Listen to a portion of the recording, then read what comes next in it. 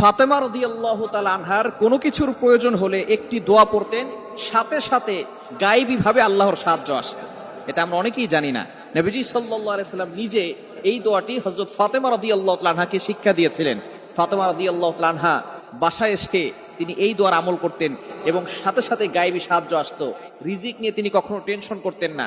তার ঘরে খাবার ছিল না, যখনই খাবার থাকতো না তখন এই দোয়া পড়তেন আর আল্লাহর পক্ষ থেকে গায়েবী সাহায্য আসতো। একবার নবীজি সাল্লাল্লাহু আলাইহি ওয়াসাল্লামের কাছে 6টি ছাগল হাদিয়া আসলো।